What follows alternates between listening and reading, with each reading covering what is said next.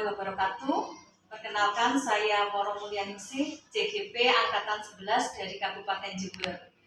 Pada kali ini saya akan melakukan kegiatan wawancara pra-observasi kelas untuk memenuhi tugas modul 2.3, yaitu supervisi untuk tingkat akademik.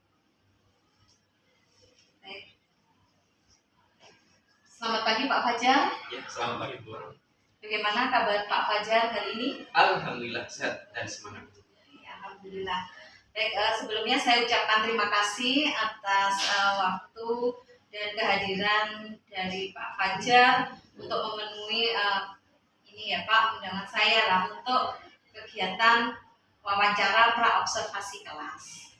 Jadi begini Pak, untuk memenuhi tugas saya di CGP, saya di sini nantinya akan mengobservasi pembelajaran Pak Fajar di kelas. Ini bukan berarti untuk menilai Pak Fajar, tidak, tetapi kita melakukan evaluasi bersama bagaimana nanti pelaksanaan pembelajaran Pak Fajar di kelas. Gitu ya Pak? Baik, sebelumnya saya ingin bertanya dulu pada Pak Fajar, nantinya Pak Fajar ada waktu untuk bisa saya observasi di kelas itu di hari apa, di kelas mana, dan jam keberapa Pak? Ya, jadi nanti Bu Woro bisa datang di kelas waktu saya mengajar di kelas 12.6 Bu Woro di jam ketiga 4 pada 11 Oktober 2024. Tepatnya di hari Jumat Bu Woro. Oke, hari Jumat ya. Oke. Baik, kebetulan saya juga sedang kosong itu Pak. Baik Pak Fajar, Pak Fajar ini mapel geografi ya Pak ya? Ya, betul, geografi. Nanti tujuan pembelajarannya apa Pak yang akan dicapai saat pembelajaran Pak Fajar di kelas atau saat observasi nantinya Pak? Ya, jadi rencananya saya akan tujuan pembelajarannya yang akan saya laksanakan yaitu adalah menganalisis perubahan perilaku keuangan pada era revolusi industri 4.0 dan masyarakat 5.0. Untuk model pembelajarannya yang digunakan apa Pak Fajar? Ya, jadi saya sudah merancang di sana akan menggunakan model pembelajaran TPL, problem based learning. Jadi berbasis masalah begitu ya Pak Fajar. Untuk area pengembangannya sendiri Pak Fajar, apa yang hendak Pak Fajar capai nantinya Pak? Ya, jadi untuk area pengembangan diri yang akan saya capai di kelas 12.6 ini ada dua. Yang pertama berkaitan dengan kemampuan berpikir kritis, karena memang ini berkaitan dengan masalah, yaitu berkaitan dengan problem based learning tadi Bu. Kemudian yang kedua berkaitan dengan kemampuan kolaboratif peserta didik, yang mana di situ dalam pemecahan masalah nantinya akan saya bentuk secara berkelompok peserta didik tersebut, sehingga mereka akan memecahkan masalah secara bersama-sama dan mereka akan saling bertukar pikiran. Baik sekali, area pengembangan yang akan Pak Fajar capai ya di sini. Untuk strategi sendiri Pak, apa yang akan Pak Fajar siapkan untuk bisa meraih area pengembangan tersebut? Jadi untuk strategi pembelajaran yang akan saya terapkan ada dua Bu Woro. Yang pertama berkaitan dengan diferensiasi konten, yang mana di sana saya akan menyiapkan beberapa media pembelajaran kepada peserta didik, sehingga peserta didik bisa memilih media mana yang mereka suka. Kemudian yang kedua, di akhir pembelajaran di sana saya akan meminta peserta didik untuk membuat produk, yang mana dari produk tersebut bisa dipilih bebas berdasarkan kemauan dari peserta didik, seperti itu. Bisa infografis, kemudian bisa PowerPoint text ataupun video, seperti itu. Baik. Jadi di sini terlihat Pak nantinya ininya ada diferensiasi konten dan juga produk begitu ya Pak Fajar ya. Oke, baik sekali yang sudah dipersiapkan Pak Fajar. Nah, untuk evaluasi sendiri apa yang akan nantinya Pak Fajar gunakan Pak? Ya, jadi untuk evaluasi ada dua Bu, berkaitan dengan penilaian kan? Ya, asesmen. Ya. Jadi yang pertama akan saya ukur yaitu kemampuan peserta didik dalam menganalisis permasalahan, yang mana ini nanti akan saya lihat yang mana peserta didik hasil dari produknya, di situ akan saya nilai berkaitan dengan kreativitas, kemudian berkaitan dengan produknya itu seperti apa, hasilnya apakah lengkap sesuai dengan yang saya minta atau tidak. Kemudian yang kedua berkaitan dengan observasi kemampuan peserta didik, yaitu bagaimana peserta didik mereka dalam mengkomunikasikan hasil diskusinya, kemudian waktu mereka berdiskusi seperti apa. Di situ akan saya lakukan yang namanya observasi. Berarti ada presentasi juga ya, diskusi presentasi juga. Iya, betul.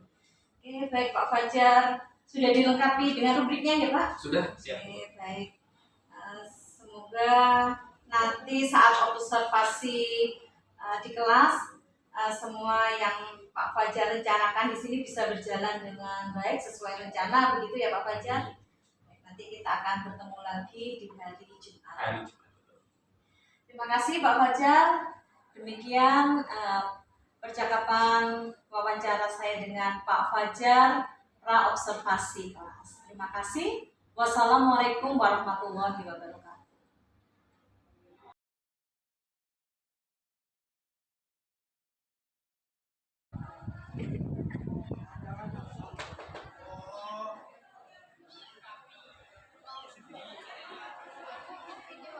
Assalamualaikum warahmatullahi wabarakatuh. Waalaikumsalam warahmatullahi wabarakatuh. Oke, sebelum mulai mata pelajaran pada kali ini, terlebih dahulu kita berdoa agar apa yang kita laksanakan dapat menjadi ibadah dan dilancarkan. Silakan ketua kelas dipimpin berdoa. Sebelum mulai pelajaran pada hari ini, mari kita berdoa. Mulai.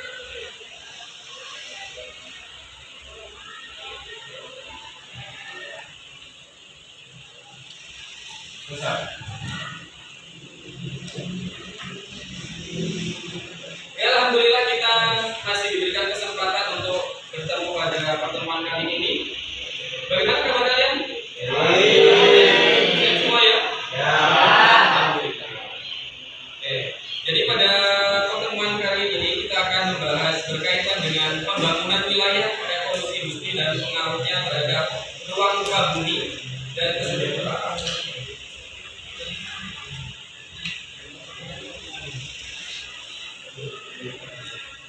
Mungkin bisa dilihat ya, jadi belakang lihat.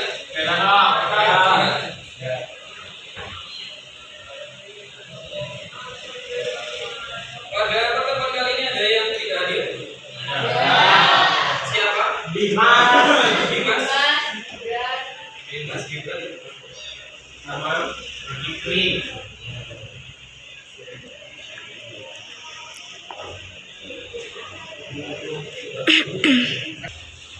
Saya Isaac.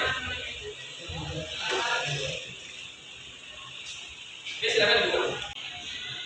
Untuk tes diagnostik tersebut silakan kalian isi berdasarkan pemahaman kalian. Kalian tidak perlu kita buku atau membuka internet.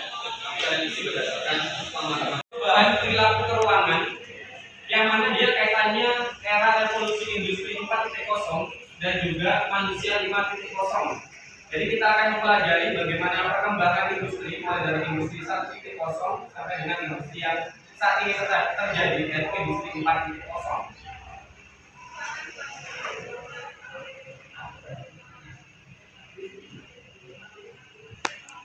Nah, dari gambar tersebut di sini ada 4 gambar yang ada dari sisi yang sebelah kiri, kemudian ada sisi yang sebelah kanan.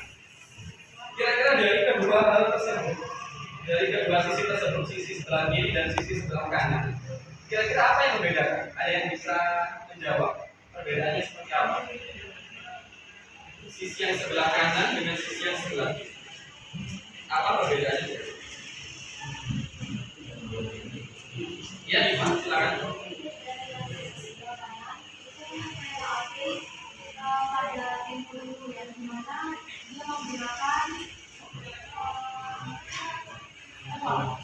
sedangkan yang sebelah kiri itu yang bergerak. Ada yang menjawab tadi? Mungkin berbeda pendapat. Oke, sama ya. Oke, jadi betul berkaitan dengan gambar tersebut sesuai dengan yang disampaikan oleh Diva. Jadi kondisi yang sebelah kanan ini merupakan perkembangan dari industri 1.0 yang mana di situ merupakan awal dari teknologi yang ada pada zaman sekarang. Misalnya seperti adanya kereta uap. Jadi dia berbahan bakar uap dari batu bara. Sama halnya yang bagian atas ini merupakan alat pemital atau pembuat kain. Sedangkan untuk yang sebelah kiri ini merupakan transparan atau industri 4.0, adanya kereta cepat di sini, kemudian juga adanya perkembangan AI yang bisa kita akses melalui handphone. Itu merupakan salah satu perkembangan teknologi 4. Yang pertama adalah revolusi industri 1.0 dan revolusi 2.0 dan revolusi yang terakhir revolusi 4.0. Yang pertama revolusi industri 1.0 yaitu berkaitan dengan penemuan mesin uap. Contohnya seperti apa? Mesin uap contohnya kereta api tadi ya, yang mana dia menggunakan bahan bakar batu bara. Itu merupakan contoh penemuan teknologi berkaitan dengan revolusi 1.0. Kemudian yang berikutnya revolusi industri 2.0 yaitu penemuan ban berjalan dan juga listrik. Nah ternyata penemuan listrik ini dia akan berdampak pada penemuan yang namanya kendaraan roda 4 pertama. Di situ ada gambarnya. Oke, jadi untuk memperdalam pemahaman kalian di sini, mari kita bentuk kelompok yang mana di situ akan kalian kerjakan sesuai dengan AKP yang sudah saya share di kelas. Oke, silakan kalian membentuk kelompok. Silakan.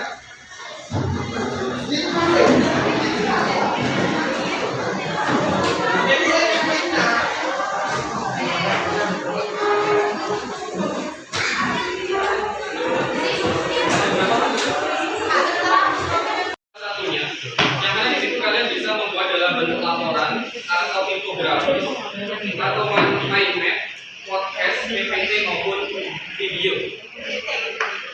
Silakan kalian pilih dari salah satu sesuai dengan keinginan kalian.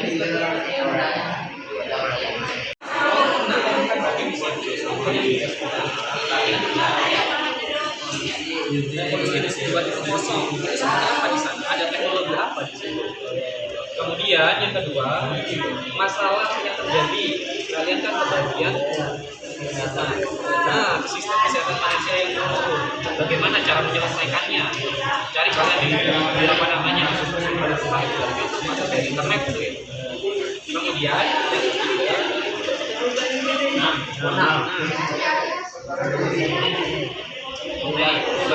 adalah desain tempat tinggal. Tadi contohnya kan saya sebutkan tadi adanya rumah pintar. Kalian cari contoh yang lain. Oke, paham ya? Ini mencari anunya apa contohnya apa? Iya. Yang ketiga kita satu yang poin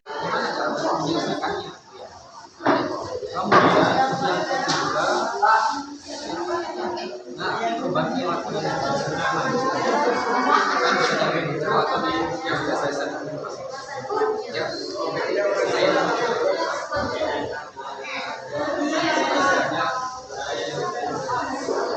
Sudah habis untuk diskusi dan juga membuat produk. Pada kegiatan berikutnya silakan siapa dari kalian yang ingin mempresentasikan hasil diskusinya. Ya, pokoknya ada banyak. Silakan maju ke depan. Oke,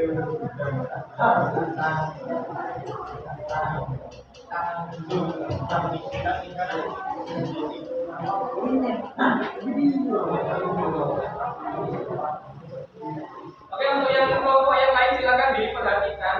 Kemudian nanti misalkan ada pertanyaan atau berkaitan dengan produknya yang kalian tanyakan, berkaitan dengan type kritik atau hal-hal yang positif berkaitan dengan produknya, silakan kalian sampaikan. Oke, bisa dimulai. Assalamualaikum warahmatullahi wabarakatuh. Waalaikumsalam warahmatullahi wabarakatuh. Jadi waktunya akan presentasikan hasil dari diskusi kami tentang revolusi industri.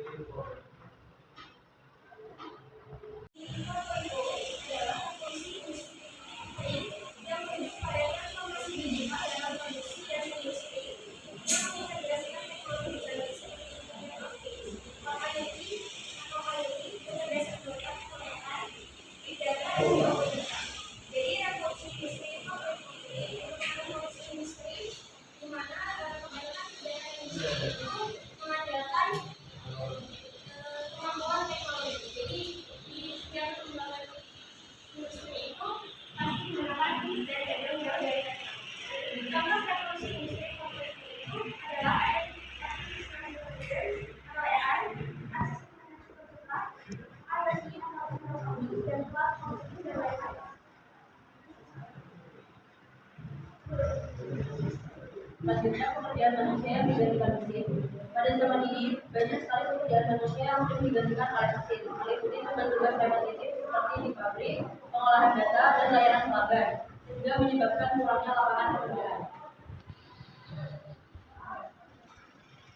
Selanjutnya yaitu solusi, ada pendidikan dan pelatihan ulang, penciptaan pekerjaan baru, pengembangan keterampilan sosial dan kreatif, dan kolaborasi antara manusia dan mesin.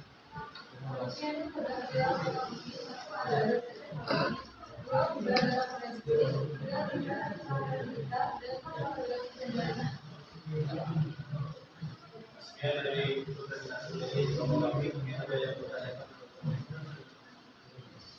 Silakan, ada yang bertanya? Atau mungkin menanggapi yang dikatakan berkaitan dengan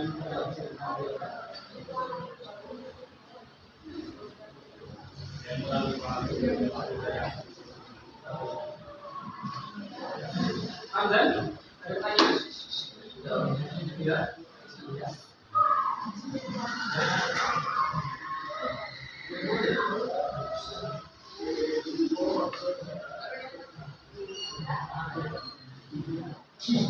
Ada tanya?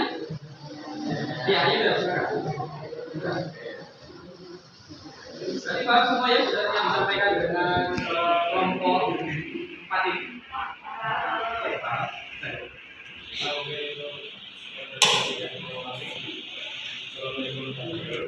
Waalaikumsalam warahmatullahi wabarakatuh. Kita berikan proses berikutnya. Kelompok mana yang akan mempresentasikan ya? Kelompoknya Ramdan, silakan. Maju ke depan.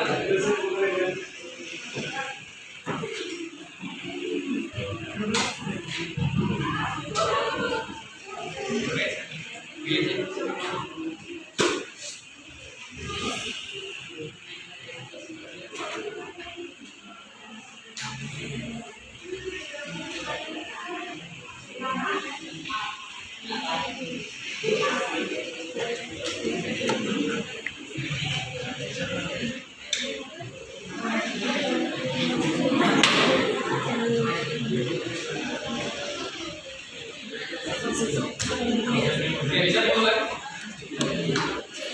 Ya, assalamualaikum warahmatullahi wabarakatuh. Waalaikumsalam warahmatullahi wabarakatuh. Kami dari Kelompok akan menjelaskan kelompoknya Ramdan.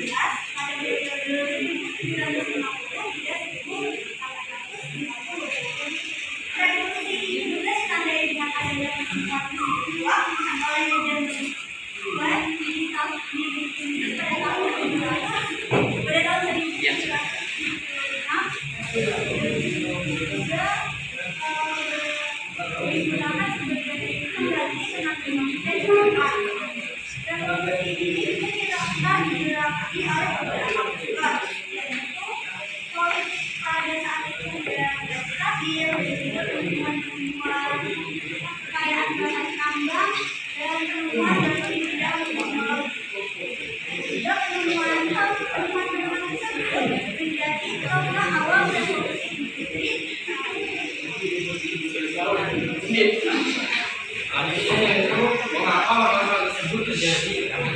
Polusi industri di pabrik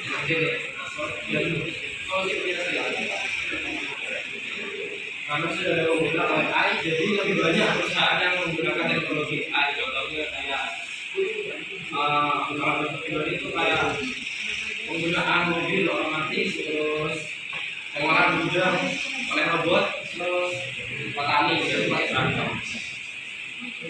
Cara mengatasinya yaitu membatasi penggunaan teknologi di sebuah perusahaan lalu menciptakan kerjaan yang tidak mudah diotomatisasikan, lalu meningkatkan kualitas manusia dengan terakhir penyelesaian jam kerja. Karena masalah yang ditimbulkan adanya AI tadi yaitu pengangguran, kesenjangan ekonomi, menurut interaksi, dan terhadap teknologi dan mengurangi produktivitas secara langsung dan tidak ada yang lain.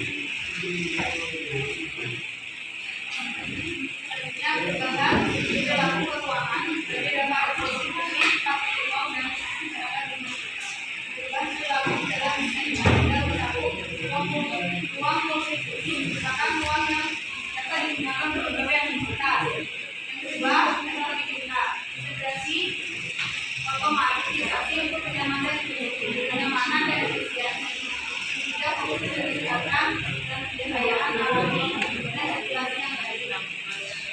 Yang keempat yaitu ruang terbuka, permintaan akan akses siswa luar dari jam. Kelima, fleksibilitas visa, uang yang dapat disesuaikan dengan kebutuhan keluarga. Dan keenam, selain fleksibilitas, penggunaan dalam penampilan dan desain berkelanjutan. Perubahan ini mencerminkan respon terhadap kebutuhan modern dan kesadaran nasional. Sekian dari kelompok kami, apakah ada yang ditanyakan? Ya silakan yang bertanya.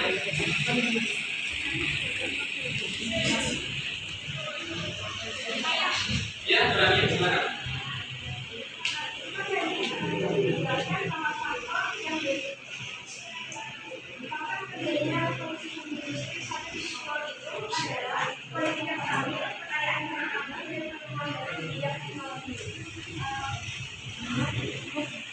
Menurut saya, kenapa bisa perkembangan teknologi terjadi di situasi politik yang stabil? Karena menurut saya kita bakal lebih mudah untuk berkembang kalau misalkan situasinya under pressure. Jadi kenapa justru kondisi politik yang stabil itu memicu revolusi industri?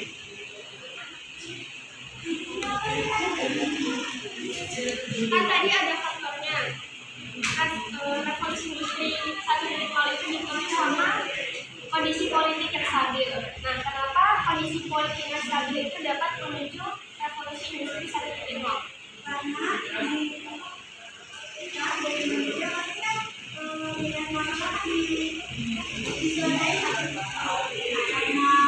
politiknya udah bisa stabil, manusia bakalan mencari tahu apa hal yang dapat dipelajari atau bakalan dapat dididik dulu perkembangan dari 0 sampai ke 5.0 kan juga sama tuh kayak dari smartphone biasa ke smartphone. Nah itu jadi ada mereka bakalan mencari hal baru yang bisa dikembangkan lagi.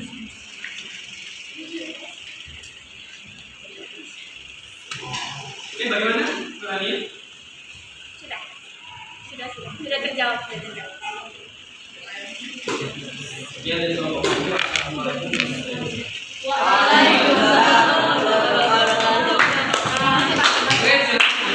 Dari pembelajaran sudah kita laksanakan, ada yang ingin memberikan kesimpulannya? Silakan. Ya silakan. Zaman itu mengalami perkembangan dan teknologi pun juga. Jadi dari zaman ke zaman itu teknologi terus berkembang.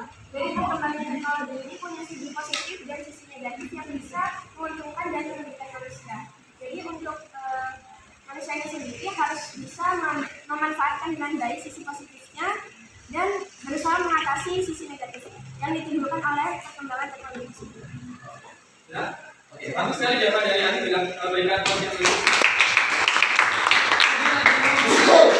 Ya silakan Diva. Revolusi industri itu telah membawa dasar kehidupan manusia. Setiap tahun revolusi membawa inovasi dan tantangan baru. Saat ini juga kita berada di era revolusi industri, yaitu 4.0 dengan perkembangan teknologi digital yang sangat pesat. Dari perkembangan teknologi itu, kita itu harus bisa beradaptasi dengan revolusi industri yang telah terjadi, karena itu bisa membawa perubahan-perubahan yang baik untuk masa depan. Bagus sekali teman-teman terlibat.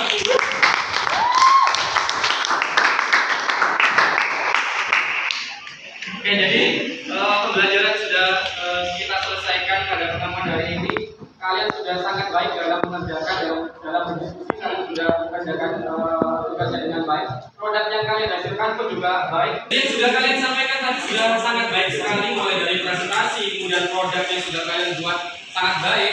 Kemudian waktu kalian berdiskusi, kalian saling menukar pikiran. Juga di sana, saya rasa pertemuan kali ini sudah sangat baik. Kemudian sebelum kita mengakhiri pembelajaran kali ini, saya sudah memberikan link di grup kelas berkaitan dengan assessment. Bisa kalian sambil kerjakan ya. Kemudian kegiatan sudah bisa kita akhiri karena semua sudah bisa kita laksanakan dengan baik. Sebelum mengakhiri kali ini, silakan kalian pimpin berdoa.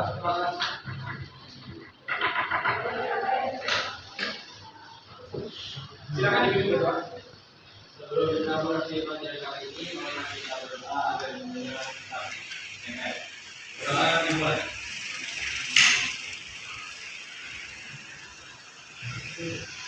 Doa selesai. Oke, sebelum saya tutup, silakan kalian pelajari materi berikutnya berkaitan dengan rencana tata ruang wilayah baik nasional maupun kabupaten. Saya rasa itu yang bisa kita pelajari hari ini. Kurang lebihnya saya mohon maaf. Semoga apa yang kita pelajari menjadi ilmu yang bermanfaat. Wassalamualaikum warahmatullahi wabarakatuh. Waalaikumsalam warahmatullahi wabarakatuh.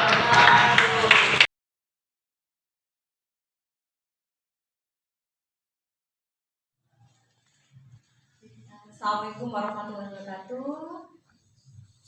Bagaimana Pak Fajar kabar hari ini? Alhamdulillah sehat dan semangat. Oke, baik. Gini ya Pak Fajar, di hari Jumat lalu kita sudah melakukan kegiatan bersama Pak, di mana Pak Fajar mengajar, saya mengobservasi kegiatan Pak Fajar di kelas. Nah, dari yang sudah Pak Fajar lakukan proses pembelajaran kemarin, bagaimana itu Pak tentang refleksi Pak Fajar terhadap pembelajaran yang sudah dilakukan? Apakah sudah sesuai dengan perencanaan? Terus kemudian apa yang sudah dilakukan itu ada yang masih kurang? Monggo untuk disampaikan. Jadi dalam pembelajaran kemarin yang saya rasakan, saya rasa sudah sesuai dengan rencana yang sudah saya buat, Bro. Dengan catatan masih ada beberapa peserta didik yang perlu diarahkan lebih lanjut. Maksudnya di sana peserta didik masih kurang fokus dengan pembelajaran, sehingga perlu pendekatan secara individual. Karena ada beberapa peserta didik yang dia lebih aktif dengan kegiatannya sendiri, kurang memperhatikan tugas yang sudah saya sampaikan. Dalam diskusi juga mereka ada beberapa yang ngobrol yang pasif. Kira-kira apa yang nantinya yang akan Pak Fajar lakukan untuk mengatasi hal seperti itu tidak terjadi lagi di dalam pembelajaran Pak Fajar? Jadi setelah melihat pembelajaran kemarin, yang perlu saya tingkatkan yaitu adalah berkaitan dengan bagaimana menyapa atau memberikan rangsangan kepada setiap individu yang kurang fokus pada pembelajaran tersebut. Kemudian juga waktu pembelajaran saya rasa juga perlu adanya semacam game sehingga di sana bisa memberikan motivasi lebih kepada peserta didik yang ada. Ya, betul sekali, karena memang yang kemarin belum ada ya Pak ya. Jadi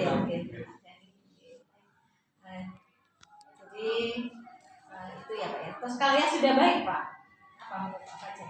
Yang kemarin yang sudah Pak Fajar jalani selama proses pembelajaran yang dirasa sudah baik, itu apa ya Pak? Jadi dalam proses pembelajaran kemarin yang saya rasa baik adalah kolaborasi peserta didik. Karena sebagian besar peserta didik yang ada sudah turut menyumbangkan idenya, kemudian juga menyampaikan gagasannya, meskipun hal itu masih belum bisa dilaksanakan oleh semua peserta didik. Baik Pak Fajar, terima kasih kegiatan selama ini ya Pak, kita sudah melakukan mulai dari pra observasi, terus observasi, dan juga saat ini pasca observasi. Terima kasih sekali atas bantuannya guna memenuhi tugas saya di modul 2.3. Sukses terus untuk Pak Fajar, semoga bisa menjadi guru yang lebih profesional lagi dan menginspirasi untuk semua. Baik, saya akhiri. Terima kasih. Wassalamualaikum warahmatullahi wabarakatuh. Assalamualaikum warahmatullahi wabarakatuh. Terima kasih atas waktunya Bu Woro sama Pak Fajar. Oke. Gimana kabarnya ini? Alhamdulillah saya baik Bu. Alhamdulillah sehat dan semangat. Semangat gitu ya. Oke, tadi saya sudah melihat bagaimana pasca observasi yang telah dilakukan Bu Woro ya. Kita ini sudah menginjak kurang lebih 3 bulan sampai ke 4 bulan ya Bu Woro ya. Apa yang sudah Bu Woro dapatkan, ilmu yang sudah Bu Woro dapatkan di pendidikan guru penggerak ini langsung Bu Woro transfer ya atau praktekkan ke Pak Fajar gitu salah satunya ya, rekan sejawat di SMA Negeri 5 ini. Alhamdulillah pembelajaran yang Pak Fajar lakukan sudah baik ya. Mungkin ada beberapa kecil hal kecil yang harus diperbaiki gitu ya Ibu ya. Mungkin tadi salah satunya saya dengar adakan games gitu ya Pak ya. Kemudian bagi anak yang tidak aktif mungkin diberikan apa tadi komunikasi yang secara individu dipanggil atau gimana gitu ya. Nah itu semua yang sudah diajarkan di program pendidikan guru penggerak ya Bu ya. Semoga kedepannya apa yang sudah Bu Woro lakukan di SMA Negeri 5 dapat menjadi teladan atau contoh baik bagi rekan-rekan sejawat mulia. Dapat menciptakan pendidik-pendidik yang menjadi apa ya transformasi pendidikan di Indonesia ke arah yang lebih baik. Siapa lagi kalau bukan kita kan gitu. Oke, terima kasih Pak Fajar, Bu Woro atas waktu yang telah diberikan kepada saya. Semoga nantinya ilmu ini dapat mengalir gitu ya, khususnya bagi guru-guru di SMA Negeri 5 bisa bikin SMA Negeri 5 menjadi sekolah yang berkarakter baik, berprestasi dan berakhlak mulia. Mungkin itu ya dari saya Bu Woro. Terima kasih Pak Fajar, Bu Woro. Terima kasih kembali Bu. Iya. Oke, saya akhiri. Wassalamualaikum warahmatullahi wabarakatuh. Waalaikumsalam. Fajar.